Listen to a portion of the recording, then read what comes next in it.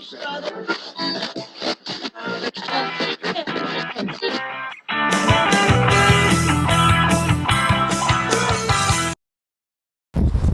morning's first reading is from the book of Isaiah, chapter 7, beginning at verse 10.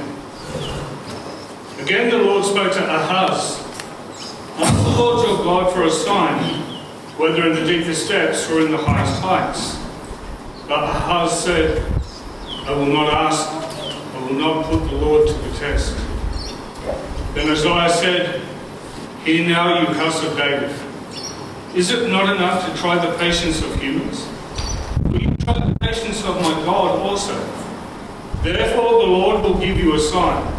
The virgin will conceive and give birth to a son, and will call him Emmanuel. He will be eating curds and honey when he knows enough to reject the wrong and choose the right. For before the boy knows enough to reject the wrong and choose the right, the land of the two kings you dread will be laid to waste." Hear the word of the Lord. And the second reading is from Paul's letter to the Romans, chapter 1, beginning at verse 1. Paul, the servant of Christ Jesus, called to be an apostle and set apart for the gospel of God. The gospel he promised beforehand through his prophets in the Holy Scriptures regarding his Son, who to his earthly life was a descendant of David, and who through the Spirit of holiness was appointed the Son of God and power by his resurrection from the dead, Jesus Christ our Lord. Through him we received grace and apostleship to call all the Gentiles to the obedience that comes from faith for his name's sake.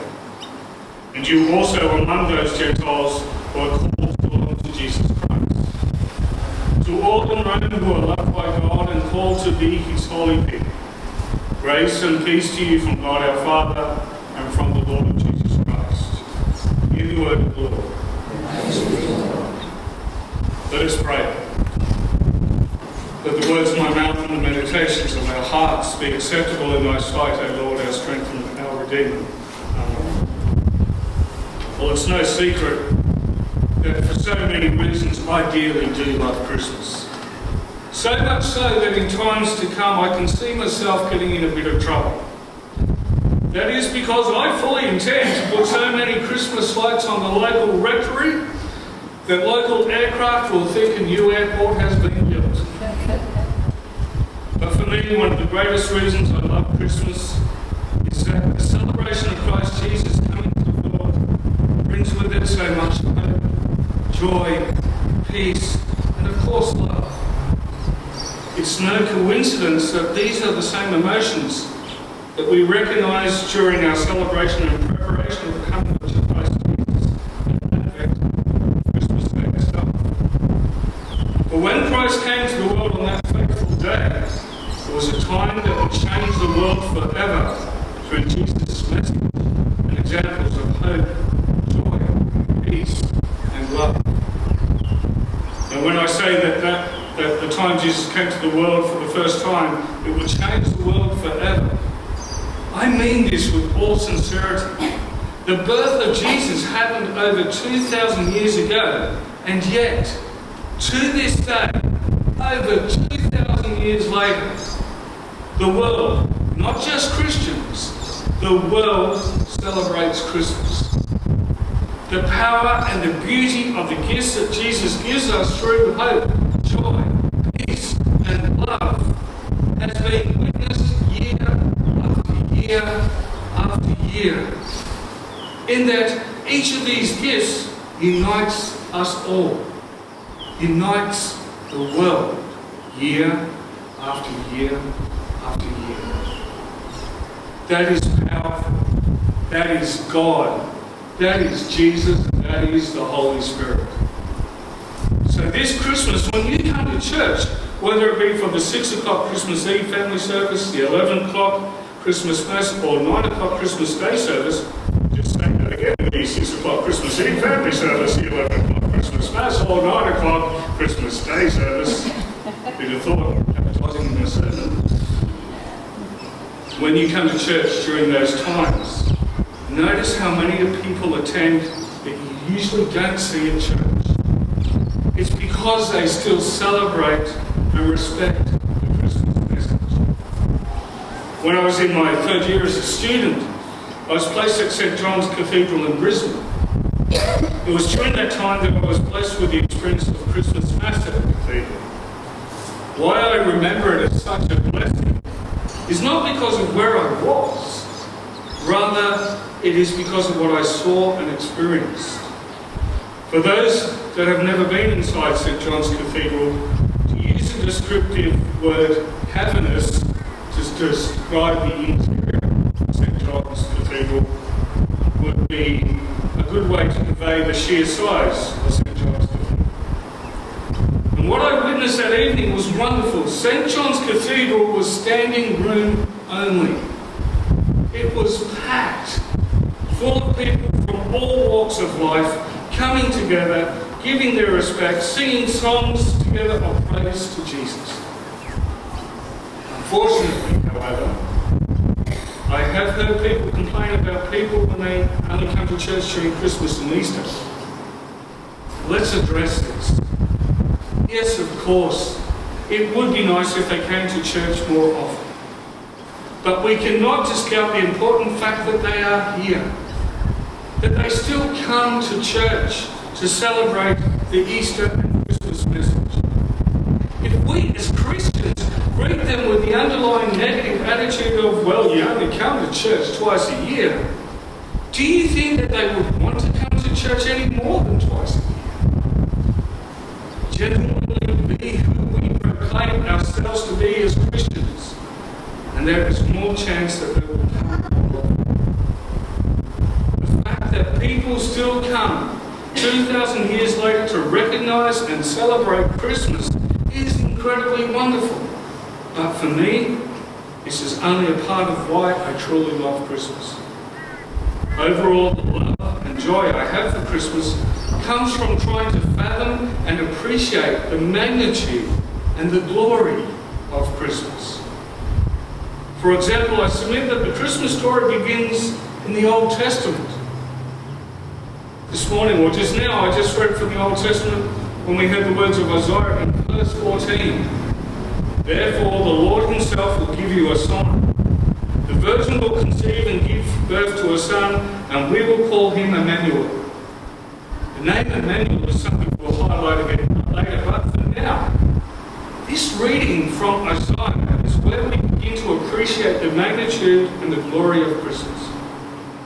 We can easily relate to Isaiah's prophecy about the birth of Christ. The virgin will conceive and give birth to a son, and will call him Emmanuel. Consider this.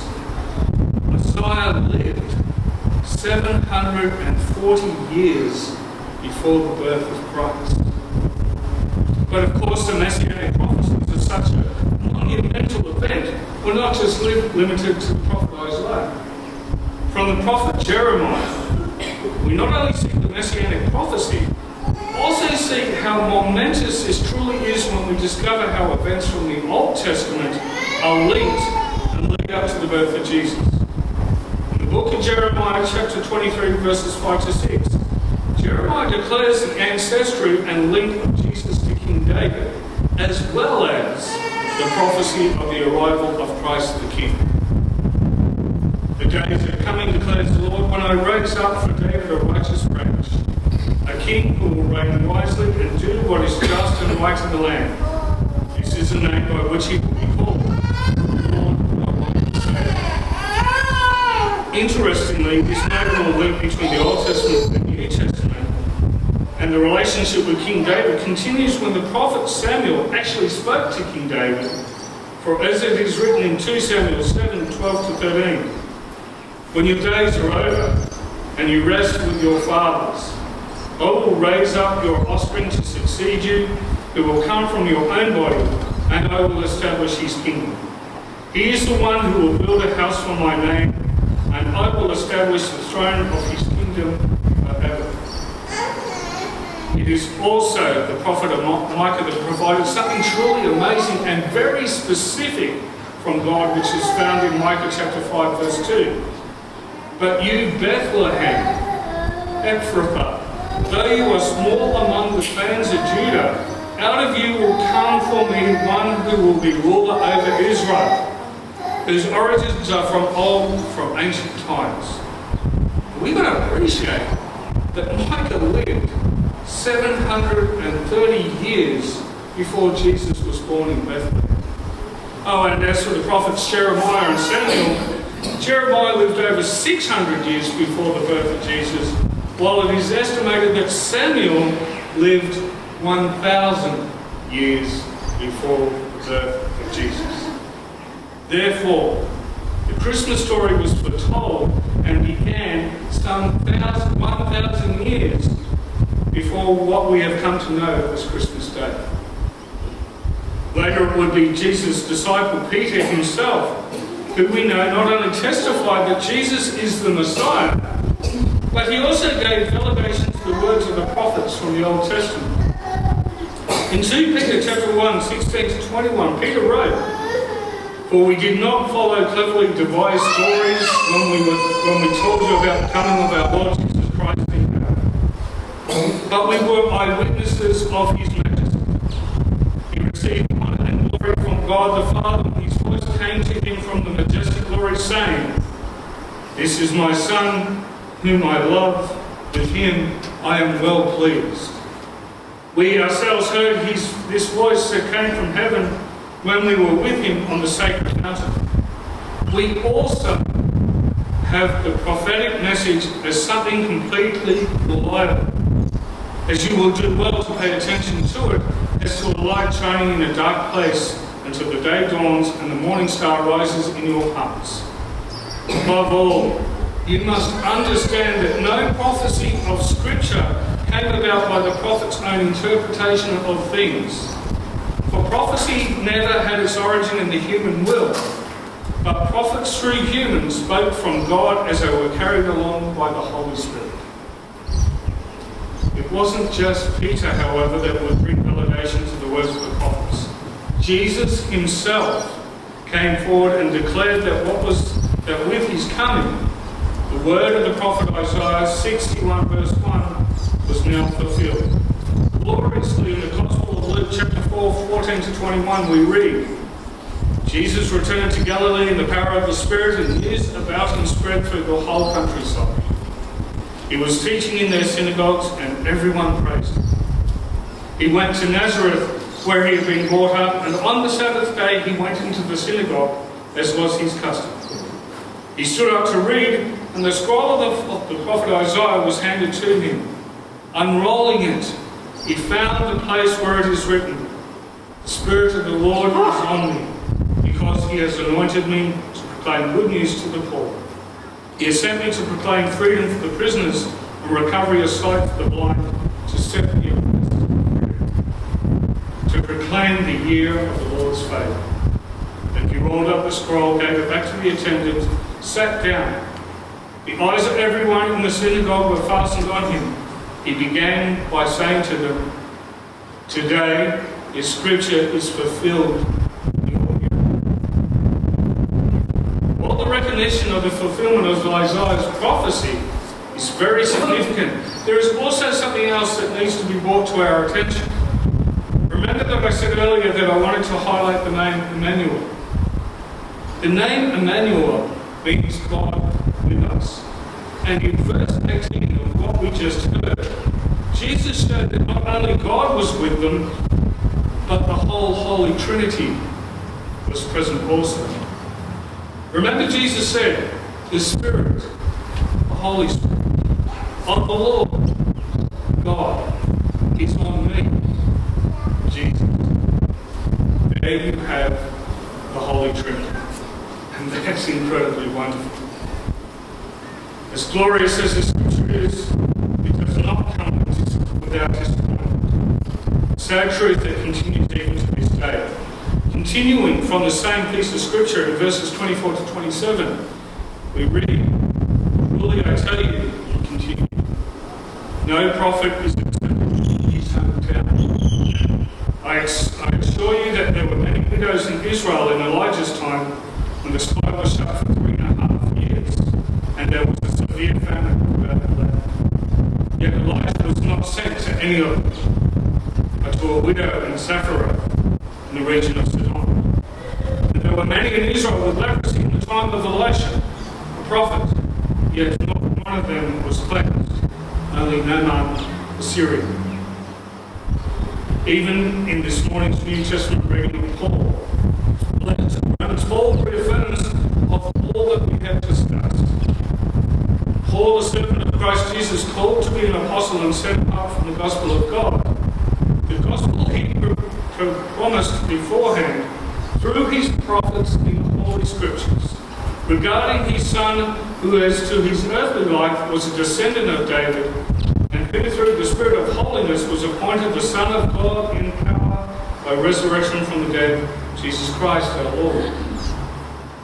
Sadly, despite the prophetic voices of the Old Testament proclaiming God's word of the coming of Christ, despite all the overwhelming evidence in the New Testament, despite all the examples of hope, joy, peace and love that Jesus gave, that continued some 2,000 years later, Christ was, and heartbreakingly still is, not recognised as the Messiah by many Jews and Gentiles to this day.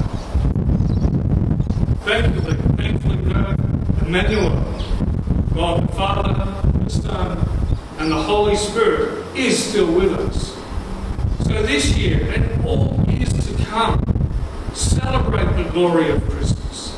Share the gifts that Jesus gives us of hope, joy, peace, and love. Share them with as many people as you can. Be a living example of the living Christ, so that many others will come to realize and experience the glory of Christmas, the glory of Christ. To one and all, very Merry Christmas.